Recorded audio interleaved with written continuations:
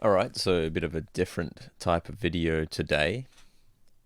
I thought it would be cool to do a tier list shootout of compressor pedals. They can be particularly difficult to demonstrate, and also I don't own all of these compressors, but I have at one point in the past owned them all individually. So just going to rank them, talk about them, and obviously bear in mind that most of this is going off memory. So the only one I currently have is the Earthquaker Warden, but I'll do my best to try and remember accurately. And I do have some videos demonstrating the Boss compressors, some not so great videos of mine of the Kali 76 compressors, and I think that's all that I've done. If you want more details, I'd recommend going to ovnilab.com. He's a bassist. He's also made his own compressor, and he is a compressor nut. So he's got tons of reviews. Pretty sure all of these, just about all of these, will be covered on his site. So I'll link that below. Bear in mind that he does look for different aspects in compressors than guitarists, I guess. So anyway, let's do the easiest one, and there might be a couple behind my face here, so I'll just bring those over. It doesn't matter. The Kali 76 transformer model, so the original one. Love that pedal. Super transparent. It had a nice handy additional output, so you could ground lift that, so it was good for running to separate amps. But along with that, obviously, it just sounded great. Super wide frequency response. Didn't alter the tone in any way. Well, a good way, and no negative way. The metering was really handy. Expensive, obviously, and they seem to have gone up in price, I think, now. But for a pedal compressor, oh, it's also massive. But besides that, really good pedal. So we're going to put it on, and I guess we're not going to take price into account too much here. We're just going to rank them. It's not like, we'll take price slightly into account if I think something is overpriced. So, but anyway, Kali 76 Transformer is S tier. For me, personally, it's just my opinion. Other people might hate it, but great compressor. But I don't miss it. It's not something I really need, I guess. I don't play in a funk band, so make what you will. Let's go now to the Kali 76 Compact. I am also going to put this on S tier because I would say it doesn't have as broad of a frequency response as the Transformer version, but it does overdrive in a nicer way for me. Especially at 18 volts, if you put a massive boost into it, it will clip really nicely. The only thing is, if you push it too hard at 9 volts, it will let some of the full volume signal through. It will kind of, I don't know, it'll jump or arc or something, but it won't work properly because it will actually allow some of the fully boosted signal to get around the master volume, which is really bad. But I guess, I don't know, to be expected, or perhaps because it is lower in price, then I don't know. It's not quite as good as the full-size one, which running at 9 volts, I could run a line level signal into it, and it wouldn't escape around the master volume that this one would do. But at the same time, the Transformer version doesn't overdrive in quite as nice of a way as the compact version. So, and obviously compact is smaller, less, you don't have the metering, but it does overdrive in that nicer way. So, and it's cheaper. So, I keep it on the S tier as well. Slide rig. This is a tough one. I didn't have it for that long. I don't have that much to say about it. It was like the Kali 76 Compact. I do like how simple the control layout is. Obviously, you've just got input level, output level, and then the slow fast. I think it's Oh, it's a blend control.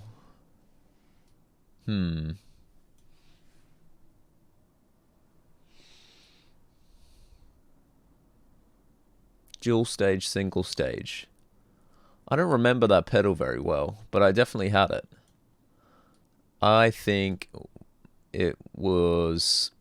I'm gonna go with A tier. I think it was similar to the compact, but obviously you don't have control over the attack release. I got no problem with the combined knob on the compact one because you kind of only ever use it. I mean, I only ever used it.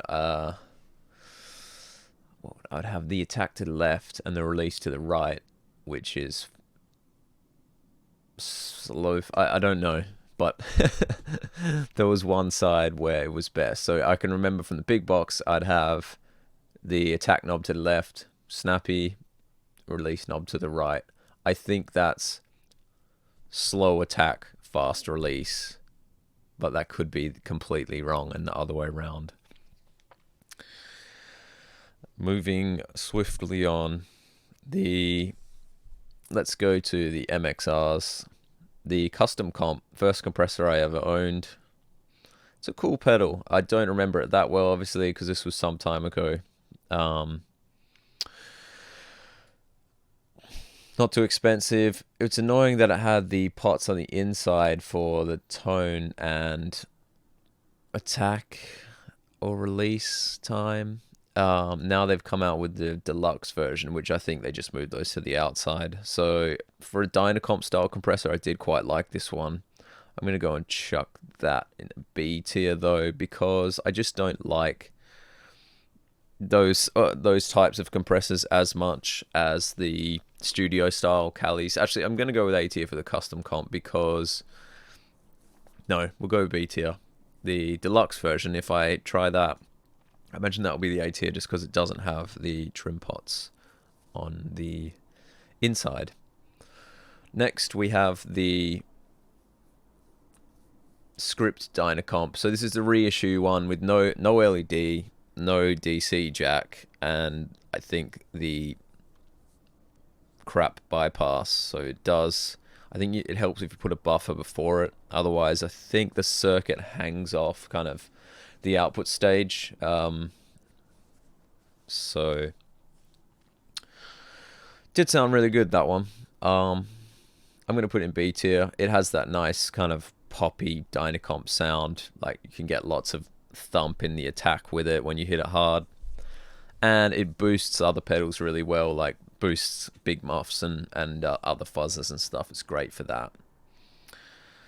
With the regular Dynacomp, the block one, it's great. There's a Tame Impala song that just has that drizzled all over it. I forget where the main riff, I think it's just both knobs at max. It's super compressed. It's great for that, and it still works. You wouldn't notice the difference between these two if you were boosting a fuzz, I don't think. And obviously it's great that it has an LED and a DC jack compared to the script one, but I don't know, the script one, it's a cool pedal. It has a special place for me. The block logo, it's a good pedal, but it's got to be below these two for me. Okay, let's go to let's do the SP comp. A lot of people rave about this one. I had it quite a long time ago. I don't remember it all that well. I think it sounded similar to the Dynacomps. I'm not a big fan of the whole blend knob with compressors. It never really made that much sense to me. I'm gonna put it... It's nice that it's small. I don't really like the font for the logo, but hey. I'm gonna put it on C tier as well. Not for any particular reason other than some compressors to me, they're just a bit boring. They try to do the studio thing, but they're not as nice as the Calis, and then they don't do the Dynacomp thing either, where they can have that like thumpy, poppy attack. So yeah. Keeley Compressor Pro, I couldn't get rid of that one fast enough. Maybe I could have given it more time. Again, it just falls into that category of kind of boring, transparent compressors for me. Obviously, you've got tons of control. I definitely could have given it more time, but it was expensive. Yeah, I think I just sold it on quite quickly, that one. It's nice that it has metering. It's nice and compact. Let's chuck it in C tier tentatively. It would be nice to try it again, but it just really didn't stand out to me. It would compress fine, and it was low noise and all those things, but it didn't add anything. It kind of just, and some people want that in a compressor. I completely understand, but it didn't have any kind of special sauce for me. Exactly the same for the OB1, maybe even more so. The boost, it can't boost that much, and then I think the compression was just hard to notice. It wasn't very characterful. So I don't really want to put it to D tier. If we're taking price into account more, I'm going to have to bring these two down to D, just because they're both expensive. Both sounded similar to me. I don't know. They're okay, but yeah, nothing redeeming. Koji Comp, I quite like that one.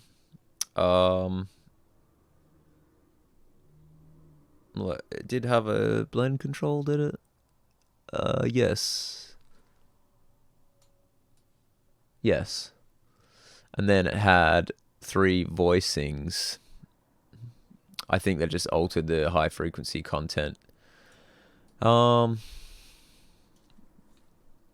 It was a good pedal. It was more transparent than a Dynacomp, but it still had a nice pop to it. So you could kind of, it can do the studio thing, or it can do the Dynacomp thing to an extent. So yeah, I quite like that one. I'm going to chuck it in B tier.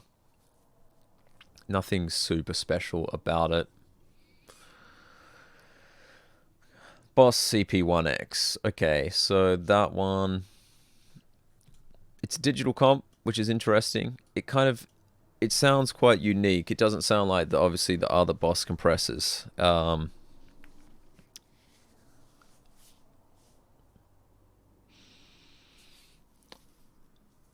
I think that it had metering. You could go super fast with the attack, but you do notice what it does to the high frequencies with certain sounds. It kind of, you do notice that it's a little bit digital, I guess. It doesn't have the same vibe as an analog compressor for me. So that one, probably going to go in D tier. I haven't got the CS3 in here, but that would be in the same place. My thoughts are similar. It would definitely D tier for the CS3. CS2, A tier for sure. Not quite S. Excellent comp. It kind of has a little bit of subtle distortion when you hit it hard. It's cool for DIing guitars. It does cut the lows quite a bit and the highs as you compress harder. The tack knob works well, but it's still going to be A tier just because but you can boost a fuzz really well. So it's not quite S for me, but it's A. It's a solid A. CS1, interesting sounding compressor, super over the top, really obvious kind of action. It's an interesting pedal, but I would put it on. The main problem with it is the output level. I think you can modify it, but yeah, the output level is limited, so it is very difficult to get it above unity. I think at max level, it's about unity gain. It's a super squishy compressor, so it's like a nice, for an effect, it's quite useful. I'm gonna chuck it on B tier. Walrus Audio Deep 6. Somewhere between A and B, I would say. Overdrives really nicely if you push it hard, but then it can do all the other things. Low noise, control over. I think it had a blend knob as well, that one. Yes, and a tone control. And attack control. Yeah, good for the amount of controls it had. I quite liked that one. It would overdrive really nicely when you put a clean boost into it. And all the other characteristics were sort of on par with the CS2. Maybe a bit more expensive, possibly. But yeah, good comp. Warden, I've got at the moment. I'm kind of in two minds about it. I get some really nice DI tones with it. The knobs are quite interactive, so it can be a little bit difficult to dial in sometimes, but it's nice and transparent. It kind of clips in a pretty cool way, not as well as the Callies, but it's got plenty of headroom. Super versatile.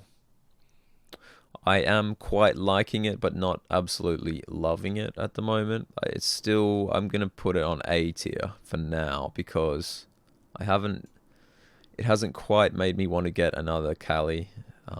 It's serving its purpose, and it has a nice graphic on it as well. I quite like that.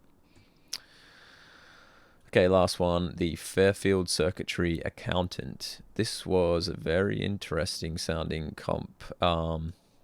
Obviously, you've only got an output level and then ratio and input pad, basically, to control how hard you hit it. Nice distortion to it. It kind of looks quite unique. You know, the classic Fairfield Circuitry kind of look. But it would be maybe nice to have these in knob format. But then, I don't know, maybe they'll be tiny little pots. So yeah, it's a cool pedal. I don't have that much to say about it, to be honest. Again, just a nice unique distortion character to it. And then in terms of compressing the action, I don't really care that much about how hard the knee is with a compressor, as long as the release time isn't fixed crazy long, which does happen with a few. And you've got enough output volume and it's low noise, then sort of job done. So that one for me, that would be B tier. It's kind of a similar character compressor to the CS1. So there you have it. I haven't owned any ones that really sucked. These bottom three, I'm comfortable. I wouldn't be tempted to ever buy again. These two, same. And then these row, all useful compressors, but I could probably do what they do better with these four.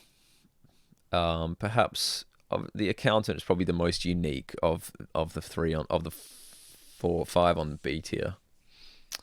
So it's maybe just edging its way to A, but maybe not quite there. Personally, I don't remember it very well. Anyway. Hope that was interesting for you. Let me know in the comments, and then we might do another one for overdrive pedals or fuzz pedals.